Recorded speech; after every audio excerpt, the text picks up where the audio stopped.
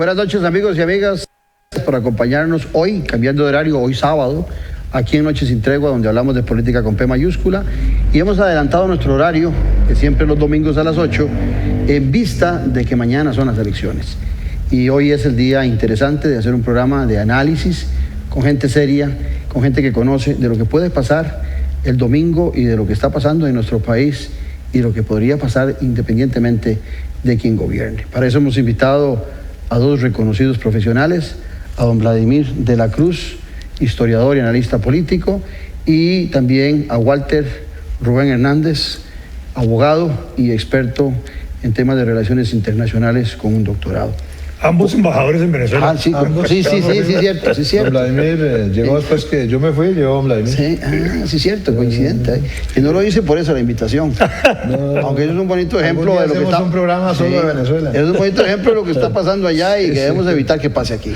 Pero bienvenido a ambos. Bueno. Ya regresamos con estos dos caballeros después de los comerciales. Un abrazo.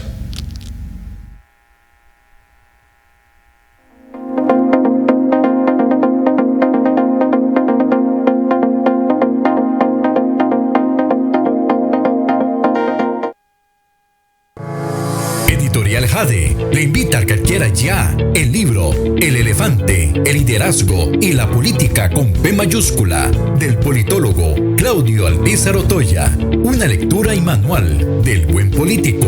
Un libro de consulta para quienes gustan de la política. Costo del libro 8.600 colones. Adquiéralo en la librería Internacional. Ahora también en la librería Universidad de Costa Rica.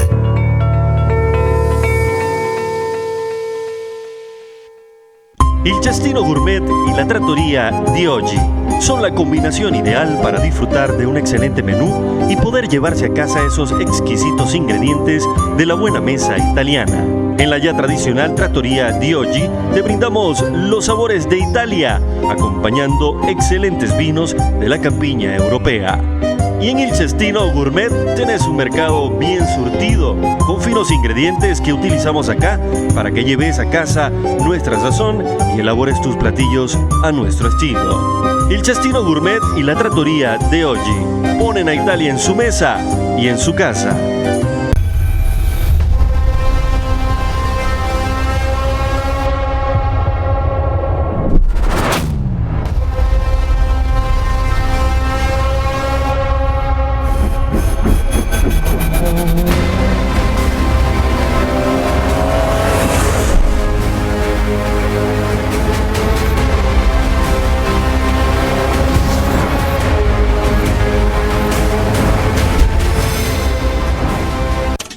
Con los temas de la política, sociedad y economía de Costa Rica y el mundo.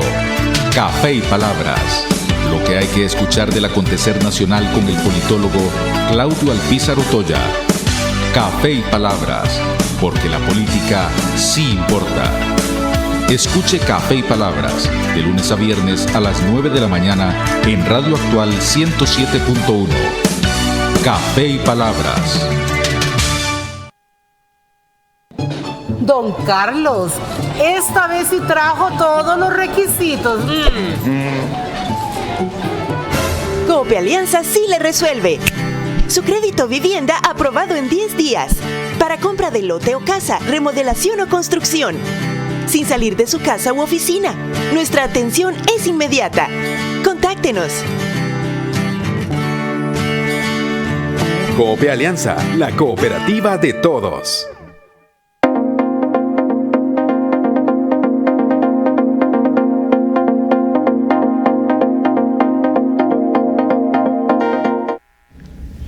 Bueno, Vladimir, Walter, entrémosle al tema.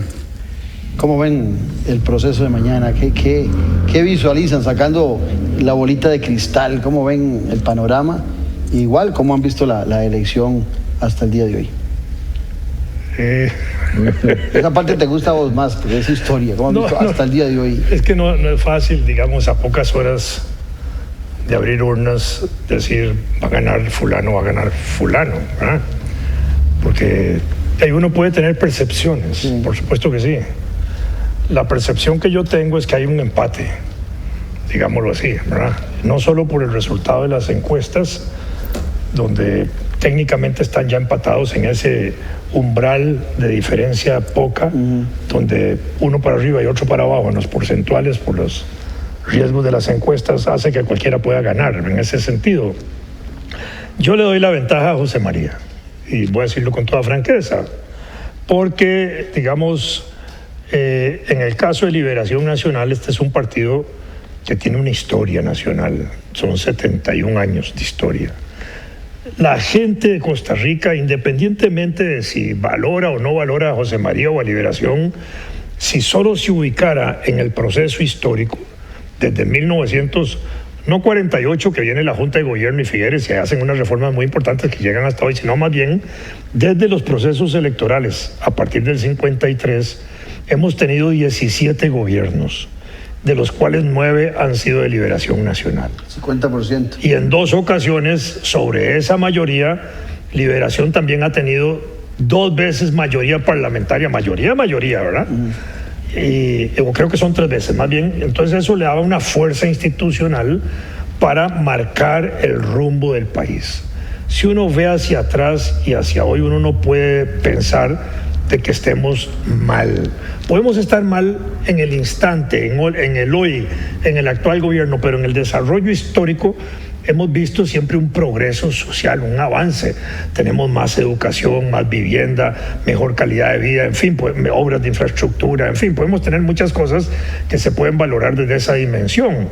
Y eso entonces se le debe a ¿qué? A esa presencia histórica de Liberación Nacional. También, hay que decirlo, a 6 gobiernos de la unidad, 3 bajo coaliciones antes de 1978 y 3 de la Unidad Social Cristiana como partido, y a 2 gobiernos del PAC, que hay que incluirlos dentro de ese progreso social evolutivo del país. Entonces, si uno ve eso, ahí hay un aval para Liberación Nacional de que la gente pueda pensar que es quizás en la condición actual mejor Liberación que un partido nuevo, cuando hemos tenido la experiencia inmediata de partidos nuevos improvisados casi, que la gente no está satisfecha.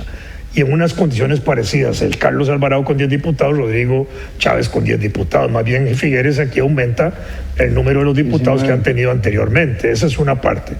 La otra es territorialmente. Liberación Nacional tiene 49 cantones dirigidos por alcaldes o vicealcaldesas o vicealcaldes liberacionistas. Y eso pesa, porque eso es lo que se va a mover mañana, a pocas horas. Es decir, aquí es el territorio nacional hoy en una elección concentrada nada más en llevar votos para 2 candidatos. Hay que mover la parte esa de los electores, y una estructura como la que tiene Liberación no la tiene Rodrigo Chávez, no tiene un solo cantón, no tiene nada. Incluso desde el punto de vista de su organización partidaria para entrar a las elecciones, ni siquiera pudo presentar los 57 candidatos a diputados. Así es. Y eso es una dificultad material, ¿verdad? Entonces ahí tenemos esa situación particular de organización, que es lo que vale. Y la otra cosa, y con esto concluyo para darle paso a Rubén, es el caso de que frente a una encuesta donde, vamos a ponerlo ahora, la gente puede percibir que José María va un poquito abajo, ¿verdad? Eso va a hacer que el electorado de Liberación y de José María se mueva más para tratar de producir más votos. Recuerdo, ahora sí el ejemplo concreto, 7 de octubre del año 2007, cuando se estaba decidiendo el referéndum del Tratado de Libre Comercio, donde el sí y el no estaban parejos. Y un miércoles, La Nación, el miércoles anterior al referéndum, saca una página completa, diciendo el no al TLC triunfará. ¿Y eso qué provocó? Y hay una reacción del sí para moverse a jalar votos, y provoca un efecto tal vez negativo entre los que creen que van a ganar, de retirarse a vamos a ganar, y aflojan. Zona de confort. Ahora, en eso que dice Vladimir, rescato dos temas entre lo mucho importante que dijo. Sí, Walter, ciertamente Partido Nuevo era el PAC, pero con una larga vida, pues ya tenía 12 años. O sea, ya había estado en 3 legislaturas en la Asamblea Legislativa cuando llega por primera vez al poder. Este progreso social democrático no, esto es una aventura nueva, no tiene ni 10 meses. Inclusive el mismo candidato no es fundador de ese partido. Llega a solicitar que le faciliten el partido. Pero por otro lado viene el otro tema. Dice Vladimir que Liberación tiene muchos alcaldes, que tiene una buena estructura. Bueno, pero tenía más alcaldes cuando Johnny Araya era candidato y cuando fue Antonio Álvarez de Santi, y los resultados no le favorecieron. 69 alcaldes. Y no le favorecieron los resultados con esa maquinaria. Mira, hay que analizar dos cosas ahí. Una, conozco bien el tema del Progreso Social Democrático porque yo fui el notario que hizo ese partido. Ah, interesante. A mí me tocó hacerle los estatutos, yo fui a la asamblea que se hizo, puedo decirte quiénes son los fundadores y quiénes no son los fundadores. Y era un partido que estaban haciendo producto de un grupo que se escindió fundamentalmente del grupo del Partido Nueva Generación de Sergio Mena. Las damas eran la mayoría. La mayoría, es más, en algún momento dado parecía más bien un club femenino que un partido político. Mucha gente que había ingresado se separó, se dividieron incluso entre las damas y finalmente terminaron alquilándole a este señor Chávez el partido. Esa es la historia, así que conozco bien la historia de la formación. Con respecto a lo que vos decís de la campaña de Johnny Araya, creo que también Johnny Araya arrastraba el desgaste muy fuerte de 2 periodos seguidos de Liberación Nacional, con Óscar Arias y con Laura Chinchilla. El manejo de la campaña no fue el mejor. En mi experiencia personal de haber estado en política, inclusive dentro de Liberación Nacional, y en algún momento me separé de Liberación Nacional y estuve incluso un tiempo en la Unidad, pero cuando estuve en Liberación Nacional y me tocó trabajar cerca de la familia Araya, tuve la suerte o la desgracia, depende cómo se mire, de notar que no son buenos a la hora de manejar los temas en campaña política. Ni don Rolando ni Johnny, esa es la experiencia que yo tengo. Y se notó seriamente en el manejo de la campaña de don Johnny Araya, porque Johnny Araya para agosto tenía 57 puntos a favor de él y perdió prácticamente 35 para diciembre. Fue una caída espeluznante, ¿verdad? Espeluznante. Y luego otros factores ahí, hubo un enfrentamiento muy fuerte entre la izquierda y la derecha, entre Villalta y Otto Guevara, que se desgastaron mutuamente y perdieron sus posibilidades de llegar a una segunda ronda, y Luis Guillermo apareció ahí como yo creo que Luis Guillermo el 31 de diciembre, cuando estaba celebrando el fin de año, nunca se imaginó que para febrero iba a ser prácticamente casi el ungido, ¿verdad? Y viniendo de Liberación Nacional, ¿verdad? Había sido secretario general. Ahora, con respecto a lo que decía aquí don Vladimir, tiene razón. Y esta primera ronda que pasó es la primera vez que Liberación gana una primera ronda.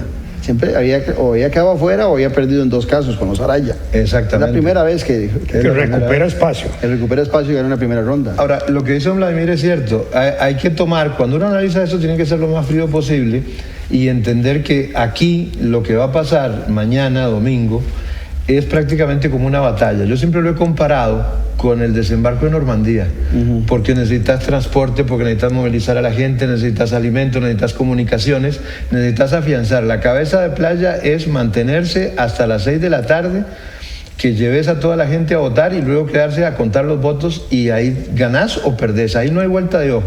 Si no te consolidas en la cabeza de playa, te echan al mar y acabaste. Y Liberación tiene experiencia, Liberación tiene gente en los cantones, tiene gente que sabe manejarse, ya saben a quién llamar en cada cantón, en cada pueblito, para cada escuela saben quién es la señora que va a hacer el arroz con pollo, quién lo va a repartir, cómo se van a manejar.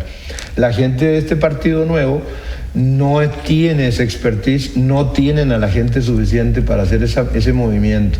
Y efectivamente siento que esta última semana los debates no terminaron de favorecer a don Rodrigo. Los debates de la semana antepasada no ayudaron mucho a don José María, sin embargo cambió un poco su estilo, y don Rodrigo ha seguido con una insistencia muy fuerte, con un ataque muy directo al cuerpo, y no ha habido un debate grande de ideas, y creo que ha sido un error gravísimo la no presentación de equipo. Nadie pretendía que dijera que iba a ser su ministro, pero por lo menos que dijera, este es mi grupo, este es mi grupo de salud, este es mi grupo de seguridad, este es mi grupo de economía. No tenemos nombre, no tenemos absolutamente nada, y en ese partido, que es un partido totalmente nuevo, no hay ninguna figura conocida o que tenga trayectoria política en nada.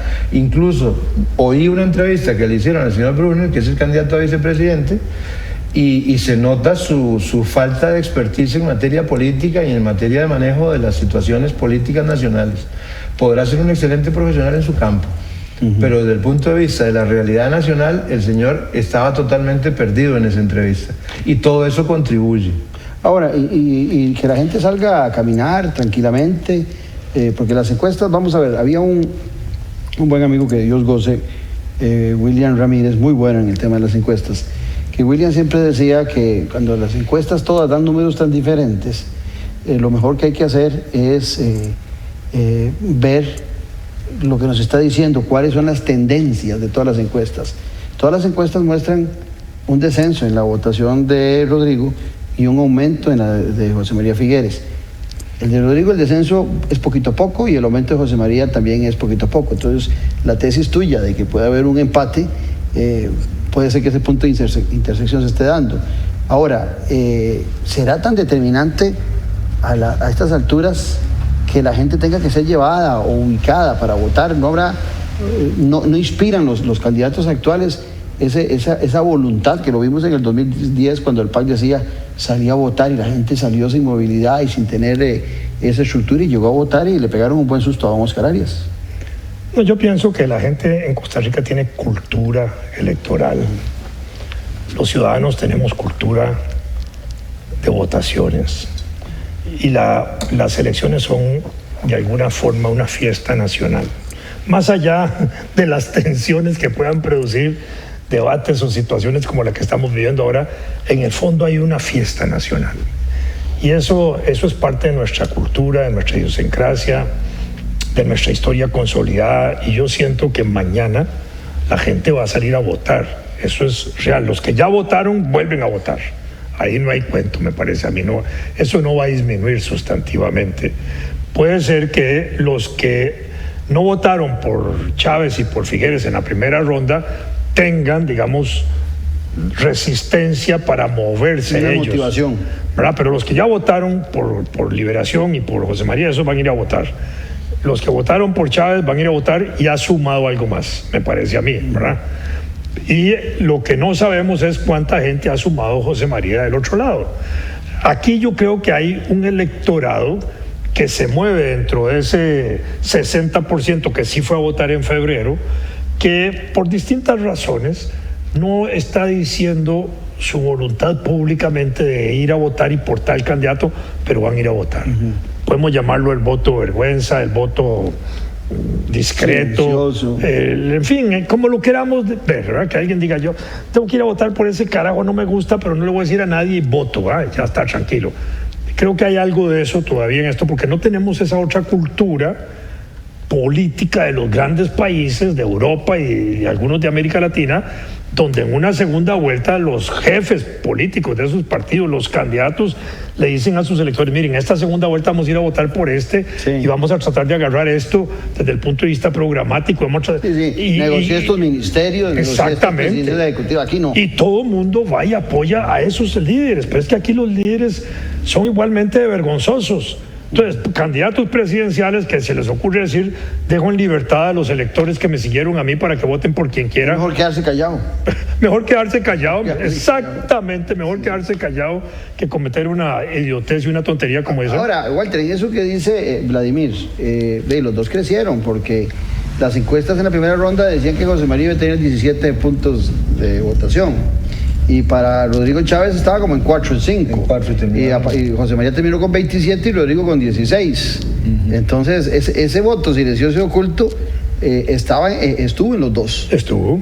No, normalmente en la historia de Costa Rica uno sabe más o menos que los partidos políticos tradicionales tenían su techo, los que terminaban diciendo en la elección que se iban de un lado o del otro, ya fuera Liberación o la Unidad o la oposición o la coalición que fuera en ese momento, eran los que terminaban incidiendo.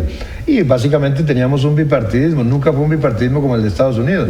Siempre había en la Asamblea Legislativa otros partidos políticos con más o menos diputados, pero básicamente sí funcionaba. Hoy por hoy sí ha variado un poco sustancialmente, pero yo sí creo que algunos de los dirigentes políticos de los otros partidos que participaron en la elección, es más, voy a dar nombres y apellidos, yo no tengo ningún problema, Fabricio Alvarado, de manera subliminal, le dijo a la gente que votaran por Figueres. en un video Sí, que mandó de estos diciendo días. que Chávez andaba pidiendo y ofreciendo puestos para su jefe en los cantones. Es decir, de la forma en que lo dice y lo que uno concluye es, le está diciendo a su gente, no voten por Chávez y voten por Figueres. Y hay alguna gente también, como el Porque además, secretario, perdón, el presidente... además lo acusó de estar jugando sucio con Exactamente, ellos. lo acusó de estar Pero jugando también sucio. ese mensaje subliminal lo vi en el presidente o en el secretario del partido de defensa y el liberal. También, muy vi directo. ahí, ¿verdad? Sí, lo vi ahí como un direccionamiento. Bueno, pero veamos, independientemente del que gane, ¿quedaremos tan heridos como quedamos hace 4 años? ¿O hay menos heridas en este? Porque estaba muy duro el tema de la campaña sucia, la campaña baja que llaman en política. Mira, la experiencia, digamos, que yo veo histórica es que al día siguiente de las elecciones la gente acepta los resultados. Eso es lo primero. Sea febrero o segundas rondas, al día siguiente incluso uno sale a la calle y es como si el día anterior no hubiera habido elecciones. Eso es una belleza en este país. Y no hay heridos, no hay muertos, no hay manifestaciones. Hay adoloridos. Golpeados y adoloridos. Estamos de acuerdo. Y algunos que se quedan en cama ese día, ¿verdad? Igual que cuando pierde la serie o pierde un equipo de fútbol, al día siguiente alguna gente se enferma. Sí. Igual, eso va a ser.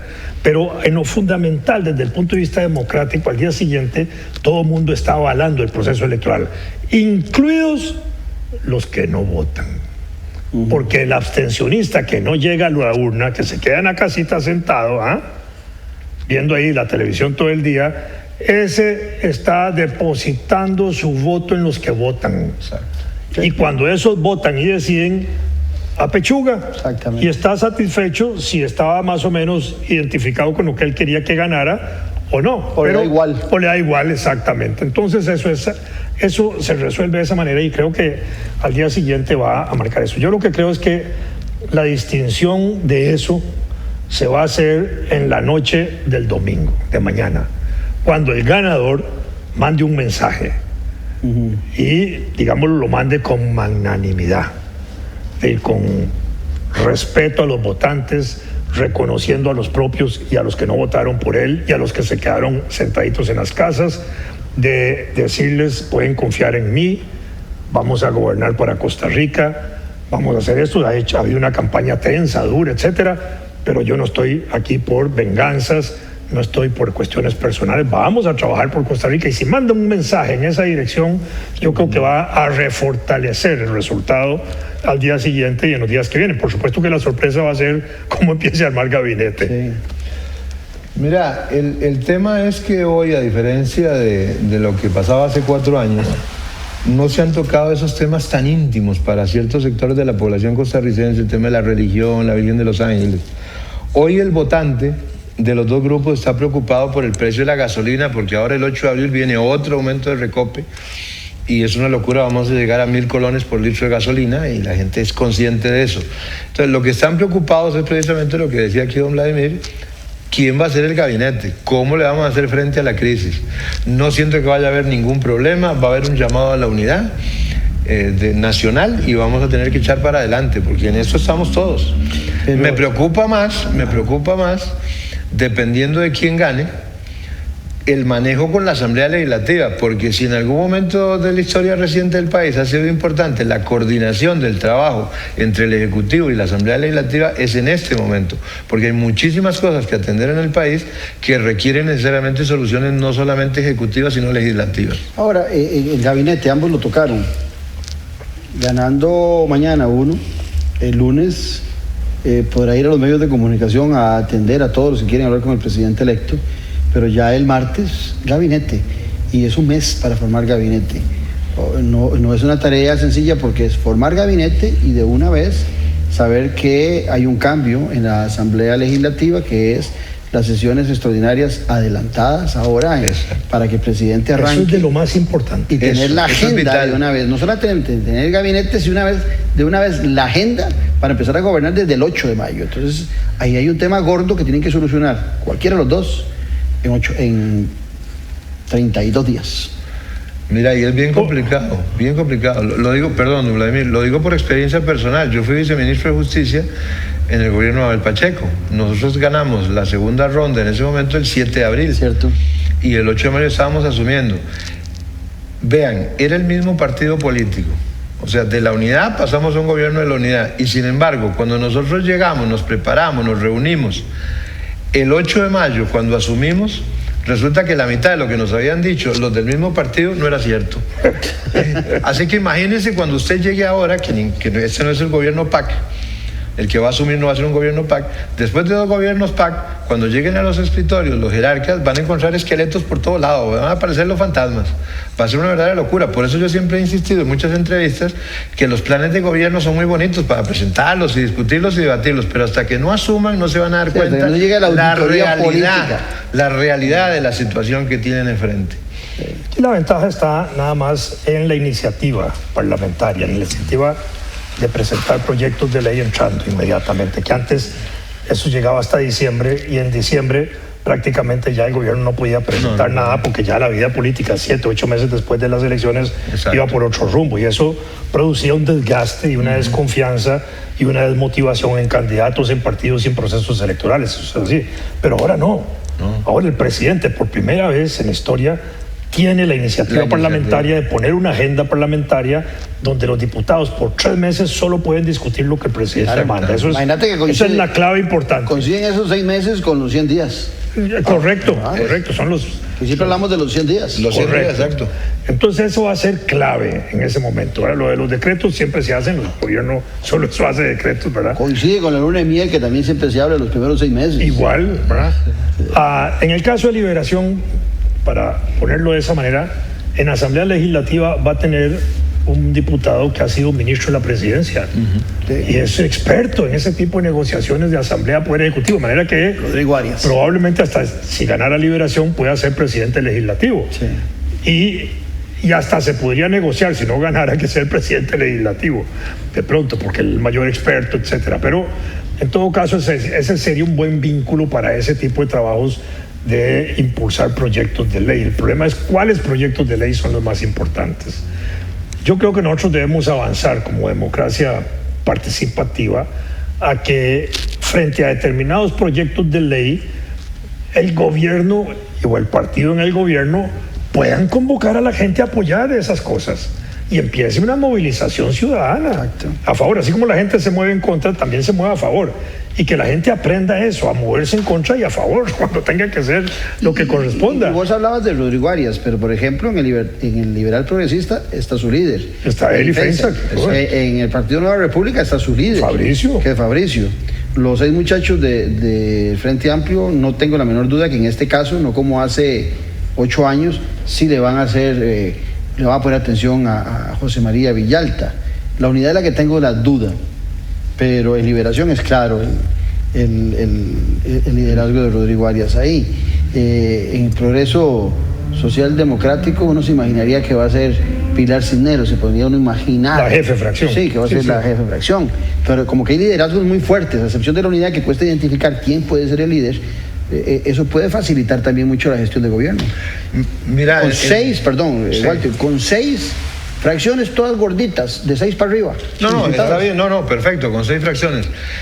Lo que sí, de esas 6 fracciones hay muy poca gente con experiencia parlamentaria. Sí es cierto que la integración esta vez hay mucho más profesional, gente formada, gente universitaria. Sin embargo, no necesariamente el hecho de pasar por la universidad te prepara para lo que es el trabajo parlamentario. E inclusive hay muy pocos que estén repitiendo. Es cierto que don Rodrigo en algún momento fue diputado, pero estuvo 8 días nada más, renunció para ser ministro de la Presidencia.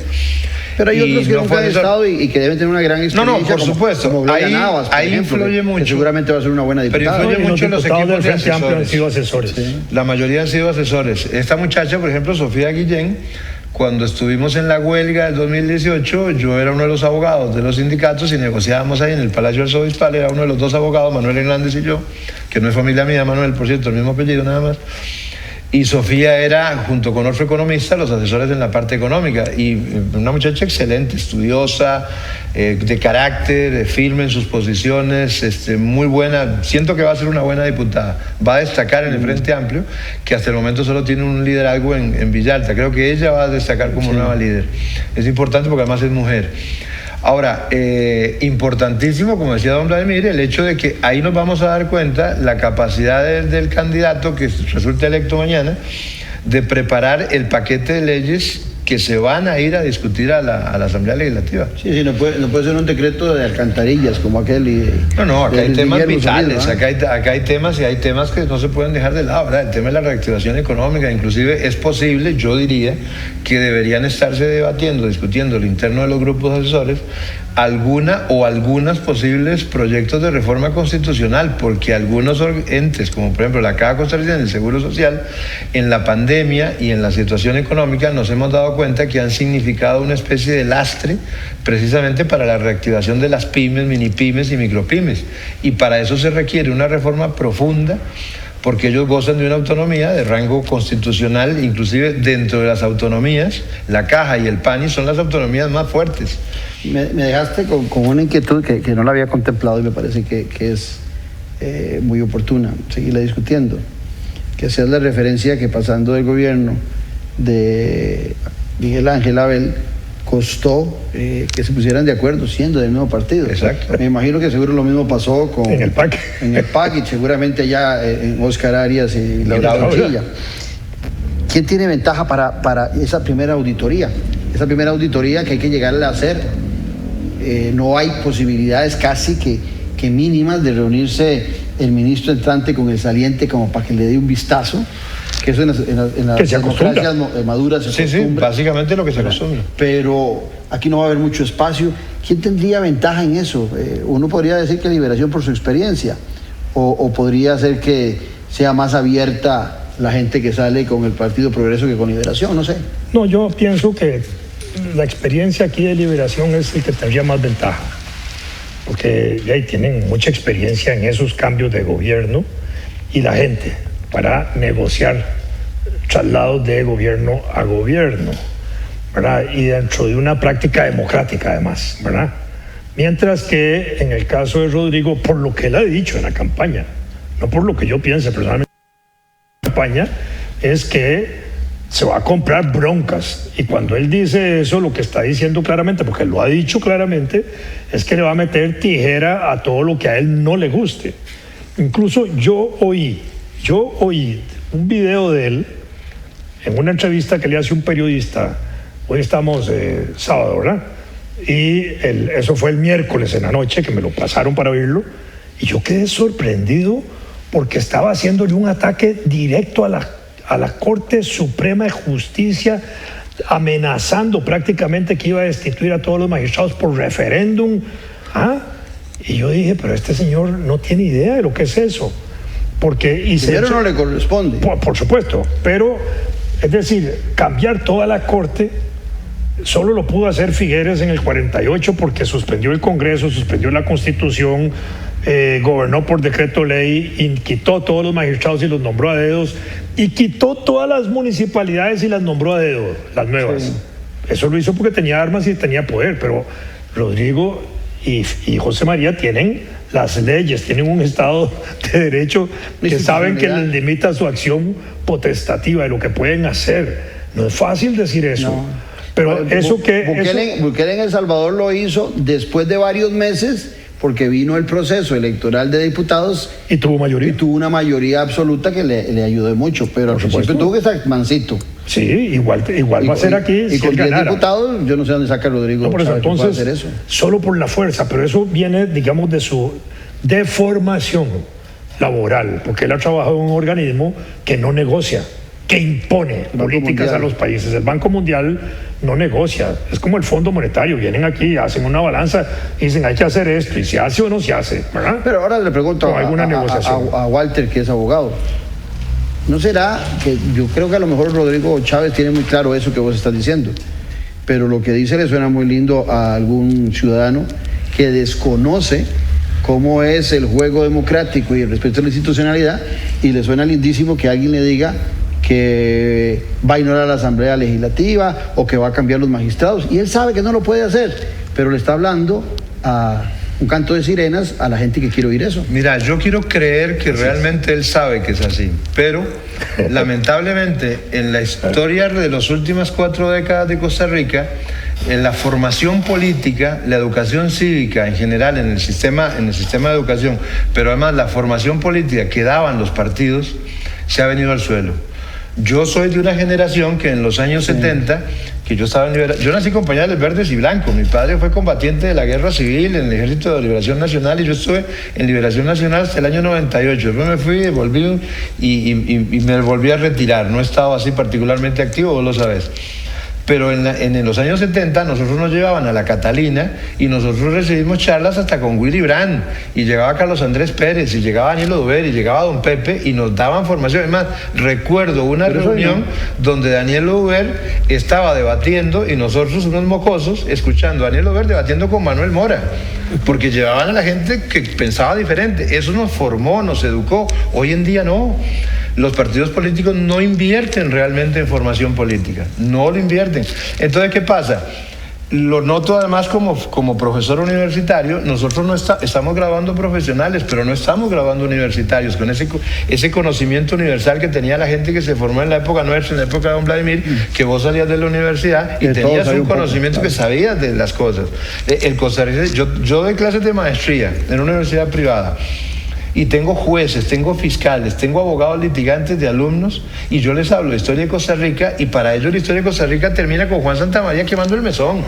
Y pare contar, tratar de hablarles de lo que pasó, de la Constitución de 1918 de los Tinoco, de lo que vino con Julio Acosta, la década de los 40, la gran huelga bananera, las cosas incluso más recientes. Por ejemplo, nadie sabe que en el año 62 al jefe de la Fuerza Pública lo mataron ahí en un incidente que hubo en la frontera. Lo que pasó en el 78, en el 79, no lo conocen. O sea, la historia, lamentablemente, como decía en algún momento, aquí tenemos al maestro de historia. El maestro de historia, yo lo reconozco así, unos grandes historiadores no solo de Costa Rica, sino de todo el continente, al César lo que es del César. Avellaneda decía que los pueblos que olvidan sus tradiciones y su historia pierden la conciencia de su destino, y yo lo he notado en las redes sociales, porque a mí me han metido sin pedirme permiso en chat de todo tipo, de Figueres, de Chávez, de izquierda, de derecha, de izquierda neurótica, de izquierda erótica, de todo. Estoy metido en chat de todo. Pero es lamentable el manejo. Entonces la gente aplaude, y yo lo he hecho, aplauden como focas cuando Chávez dice que va. El otro día dijo una barbaridad. Yo venía en el carro oyendo el debate de Canara, y dijo una barbaridad cuando dijo que si los magistrados de la Sala Constitucional no hacían caso, que recordaran que el Poder Ejecutivo los podía llevar a la Corte Interamericana. Yo no podía creer semejante aberración, por amor de Dios. Esas cosas no le ayudan al país, a la educación del país. Y a mí me preocupa, lo único que me preocupa es la frustración que va a tener cierto sector de la población. Hace 4 años, en la primera ronda electoral, Fabricio Alvarado dijo que nos salíamos de la OEA por el tema de los derechos humanos. Y ve que la gente se lo compró en primera ronda. Claro, entonces se lo compró. El problema es el desconocimiento que tienen nuestros ciudadanos. Por eso, es que el pueblo nuestro ha fallado mucho en el tema de educación, y los partidos políticos han fallado mucho en la formación. Definitivamente creo que una de las cosas que debe atender el próximo gobierno, gane quien gane, en las elecciones de mañana domingo, es el tema de la educación, que ha tenido un parate de 4 años gravísimo, y una de las áreas que tiene que tomar en cuenta es educar al costarricense en la historia de su país, para que la gente pueda entender por qué estamos donde estamos en este momento de la historia de la humanidad. Hablando de maestros, ahora que hablabas de Vladimir, un maestro en América Latina en historia, se me venía a la mente un maestro en administración pública, don Wilbur, hoy con 98 años, que decía que entrando el gobernante nombraba 1.500 personas. Sí. O sea, eso no se lo brinca cualquiera. O sea, 1.500 personas no es de sacar currículos, y como dijo también Rodrigo en un momento, hay que tener el backup de esa gente para empezar a gobernar desde el primer día. Y son 1.500, ¿verdad? Sí, claro. Eso es cierto. Y bueno, yo soy uno de los que he repetido esos criterios de Wilbur, pero eso es porque hay casi 400 instituciones, más de 840 en este país, y donde el presidente tiene capacidad para nombrar juntas directivas o miembros de juntas directivas, funcionarios dentro de las instituciones que son de nombramiento del presidente o del Consejo de Gobierno. O sea, es decir, hay una cantidad de personas que no se pueden improvisar. Tampoco se pueden hacer perfiles profesionales, como ha planteado Rodrigo Chávez, a una empresa que se encarga de hacer perfiles profesionales para el sector empresarial, que es diferente, para traerlos al gobierno. Pueden ser muy competentes en sus perfiles para dirigir empresas, pero el Estado no es una empresa, es un ente político de una naturaleza diferente. y hay que administrarlo y manejarlo con otro criterio, no con ese criterio empresarial. Ni siquiera instituciones como el ICE se manejan con esos criterios empresariales, responden a una visión política también de desarrollo y a una visión política de armonía con políticas de gobierno. Y ahí no pueden llegar, digamos, gente que por muy capacitada que sea, actúen de manera muy tecnocrática y burocráticamente a tomar decisiones. Sí, que no tengan habilidades políticas. Que no tengan, exactamente, tienen que lidiar con trabajadores, con sindicatos, con un montón de cosas que no es fácil manejar. No, llegan con una visión muy vertical del sector privado y en el sector público hay una horizontalidad que no permite que sea la misma. Y otra cosa, el sector privado, digamos, pueden llegar con esa visión tuya, pero es una visión autoritaria. En el sector público hay una visión más democrática de administración. Es más, hay una cuestión, siguiendo la línea de don Vladimir, y lo viví personalmente cuando asumí como viceministro de Justicia. Lo primero con que uno se topa es con la burocracia. Ellos ya saben hacer su trabajo. Exacto. No necesitaban ni del ministro ni del viceministro para que el Registro Nacional y Adaptación Social siguieran funcionando. Sí. Esa es la realidad. Uno como jerarca lo que tiene que llegar es a dictar líneas o políticas para orientar y mejorar las cosas. Pero la burocracia... Además, a mí me lo hicieron. El escritorio mío el 9 de mayo había expedientes para hacer las compras de adaptación social y me los habían tirado todos a mí para entretenerme durante 2 meses revisando y viendo para no ganarme una torta. Y olvídate, son trucos muy viejos que tiene la burocracia. Más práctico todavía, el presupuesto nacional de Costa Rica de 2023, el del próximo, ya está condicionado. Ya empezó a hacerse. Es decir, cuando el gobierno entra en mayo, están prácticamente presentando casi primeros borradores de un presupuesto que tiene que aprobarse en noviembre. Y entonces el nuevo gobierno, ¿qué le queda? Apechugar y ver qué hace dentro de eso. Pero no es en noviembre. En octubre. En septiembre. El 1 de septiembre, el 1 de septiembre tiene que estar presentado a la Asamblea. Sí, pero el 30 de julio, uno como ministro o viceministro tiene que entregárselo a Hacienda. Así es. Haga un refrito y lo mande. Y además, cuando entras el 8 de mayo, tienes que preparar un extraordinario para julio, en el caso de Justicia, porque ya en agosto no hay plata para la comida de los centros.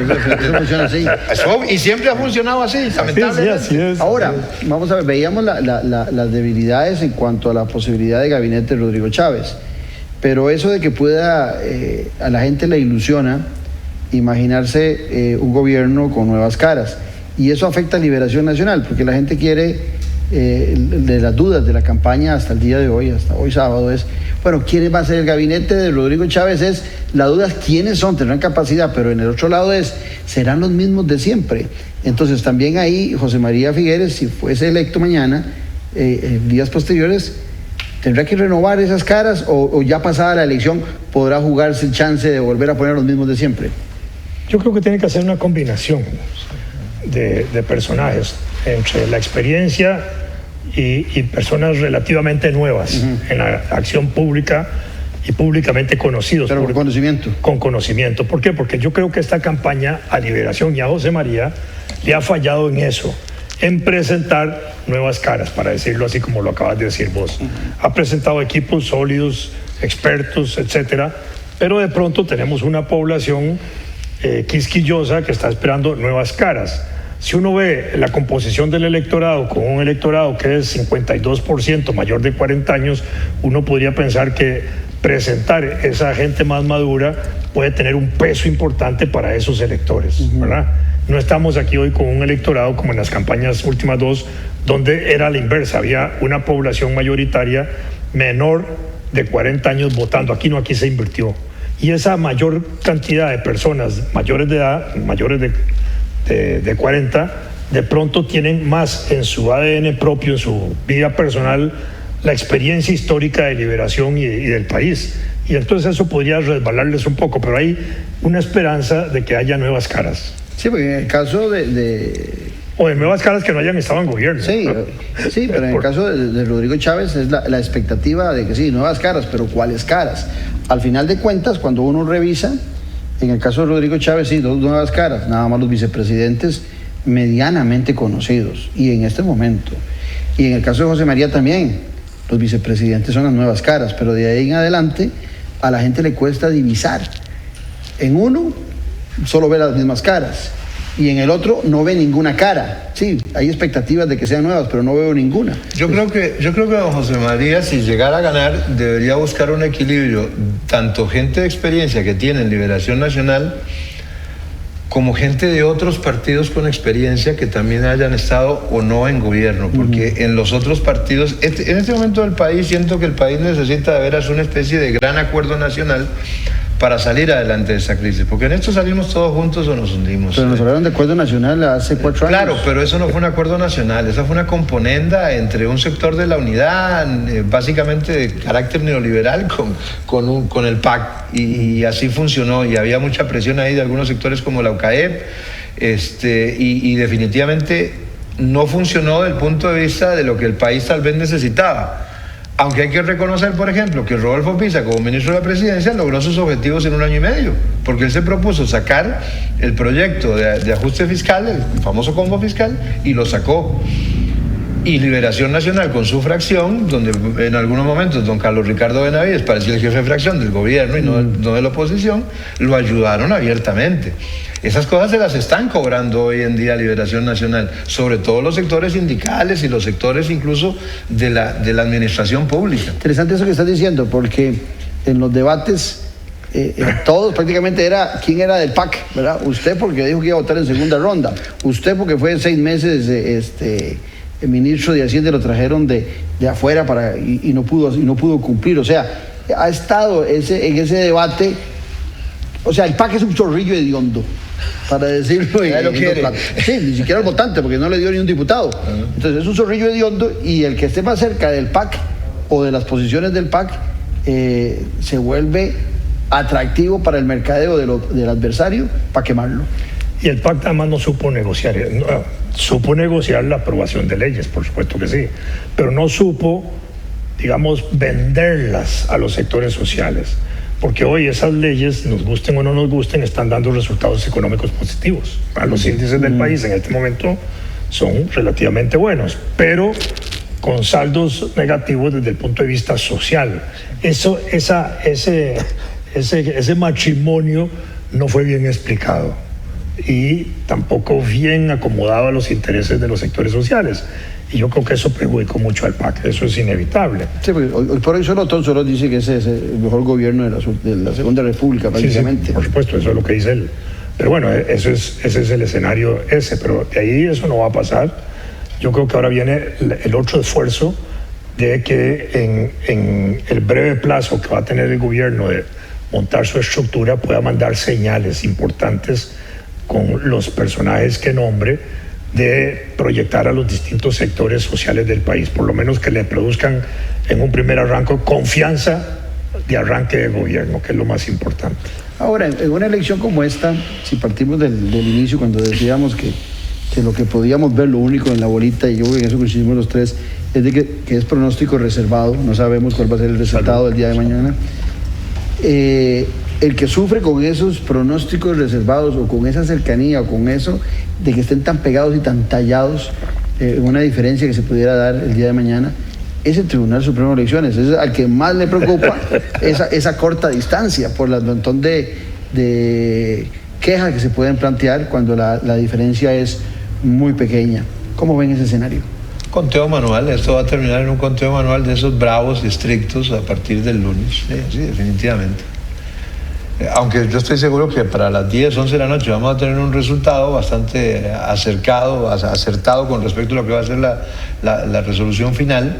Va a variar evidentemente mientras llega todo el material y llega toda la comunicación, pero sí definitivamente estoy convencido que va a haber un conteo manual y todo lo demás, lo cual va a atrasar un poquito todavía más ciertos temas. Dejar cierta incertidumbre si ganó, va a dejar ganó. incertidumbre. Ojalá que no sea muy ajustado, sinceramente yo espero que no sea muy ajustado, porque no le hace ningún bien al país seguir hasta el 14 de abril sin saber realmente quién va a ser el presidente. Sí, porque, es una locura. Porque vos fuera de micrófono, Vladimir, hacías referencia al 2006, donde Oscar terminó ganando, Oscar Arias, con 18,000, pero al momento del conteo eran 11,000 votos, y ahí hubo un momento de mucha preocupación. Inclusive recuerdo que hubo una reunión allá en la casa del presidente Arias, donde estuvo don Oscar y su hermano, y Otón Solís y Morales Zapata, que en ese momento aunque parezca imposible, era el asesor más cercano de Otón Solís. Digo que parece imposible porque después terminaron perequeados, pero hubo una reunión ahí especial para tratar de bajar los ánimos porque se hablaba de fraude, se hablaban de muchas cosas que ponían muy tensa a la población y a la democracia. Y ya Rodrigo Chávez y la misma Pilar Cisneros han hablado de chorreos y de cosas anticipando lo que ellos creen que podría ser un fraude o por lo menos calentando el ambiente.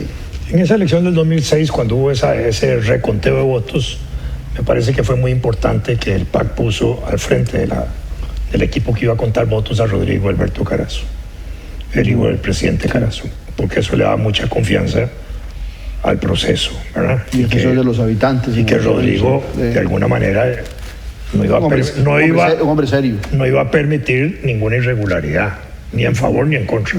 Y más bien aumentó los votos a favor de Oscar Arias y lo reconocieron, ¿verdad? Bueno, eso me parece que es bien. Yo siento que el proceso electoral de mañana se va a definir con una holgura porcentual. No estoy diciendo que 10 o 20%, pero sí con una holgura que produzca de arranque confianza en el resultado, que tal vez no obligue a que se vaya a una segunda cuenta de votos, ¿verdad? Porque la cuenta de votos podría resultar solo porque ellos le impugnen, porque de acuerdo a los mecanismos electorales, hoy los resultados se valen por el informe que mandan las mesas. Ese es el tecnicismo con que hoy se dan resultados electorales. Las tulas y los votos quedan ahí por cualquier irregularidad que se tenga que analizar, pero si se empiezan a cuestionar mesas, entonces ahí sí se revisan las mesas, ¿verdad? Entonces, ¿pero cuántas mesas van a cuestionar? ¿Todas? De pronto que no. Entonces, esa es la parte, digamos, que a mí me parece. Pero si el resultado inicial de conteo de votos, como van llegando los informes, va produciendo una diferencia, yo pienso que sí. Hay una campaña, ahorita no me acuerdo, en que nos acostamos con un candidato y amanecimos con otro. Sí. Porque el resultado era demasiado parejo. Pero al final se distanciaron. Bueno, aquí yo creo que mañana, domingo, va a haber un resultado final definitivo. Sí, yo estuve en ese conteo de votos del 2006, recuerdo, sí. Y es muy transparente. O sea, el Tribunal Supremo de Elecciones el tribunal es muy transparente. El tribunal es un muy buen Tribunal Supremo de Elecciones. En ese sentido no se puede. Los funcionarios del tribunal son correctos. Además, don Vladimir tiene razón, es solamente la mesa que se cuestiona la que se abre la tula y se cuenta manualmente. Ahora, si se les ocurre, a mí lo que me preocupa es lo que estuvimos conversando a lo largo del programa, es la inexperiencia que hay dentro de este Partido Social Democrático, porque su dirigencia ha estado invisibilizada prácticamente y hasta donde yo sé no son personas que hayan realmente participado en esos procesos electorales. Entonces esa inexperiencia puede hacer que empiecen a reclamar y a pedir cosas y a extender esto innecesariamente.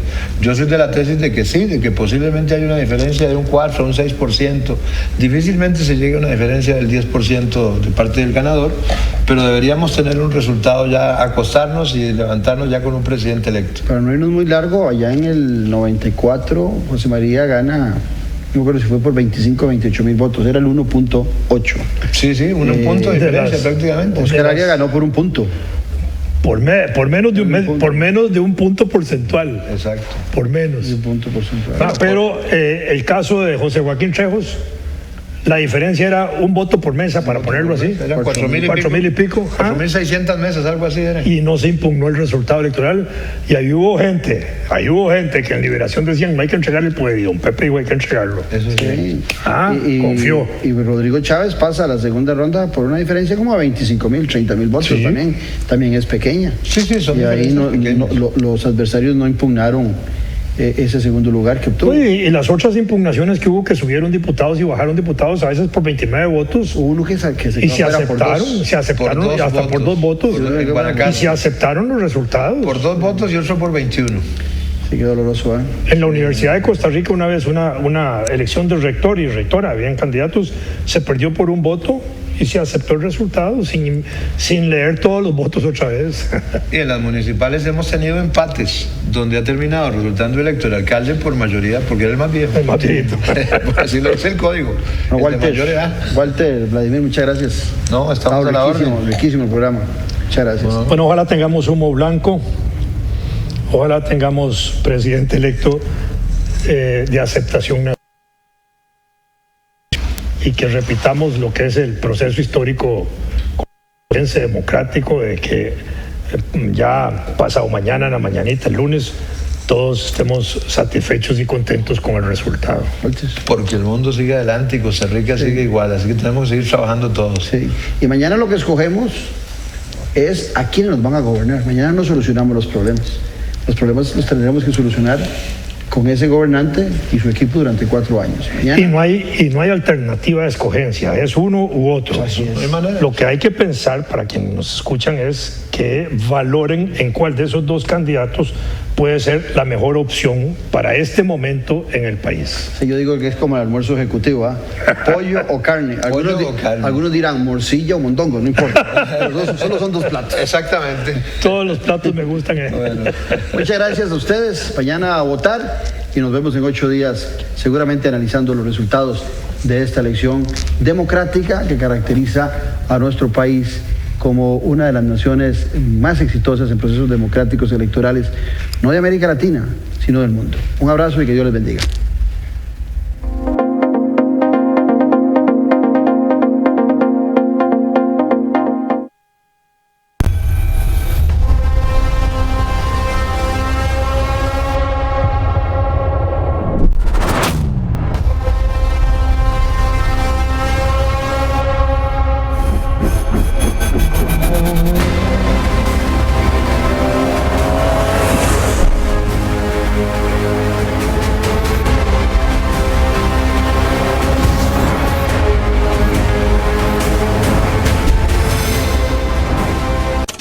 Con los temas de la política, sociedad y economía de Costa Rica y el mundo. Café y Palabras. Lo que hay que escuchar del acontecer nacional con el politólogo Claudio Alpizar Otoya. Café y Palabras, porque la política sí importa. Escuche Café y Palabras de lunes a viernes a las 9 de la mañana en Radio Actual 107.1. Café y Palabras. Pero usted no nos dijo que tenía hijos. De ahí, mi chiquito. Eso fue cuando iniciamos el trámite. Mami, ahora sí voy a tener mi propio cuarto. Coopalianza sí le resuelve. Su crédito vivienda aprobado en 10 días. Para compra de lote o casa, remodelación o construcción, sin salir de su casa u oficina. Nuestra atención es inmediata. Contáctenos. Coopalianza, la cooperativa de todos.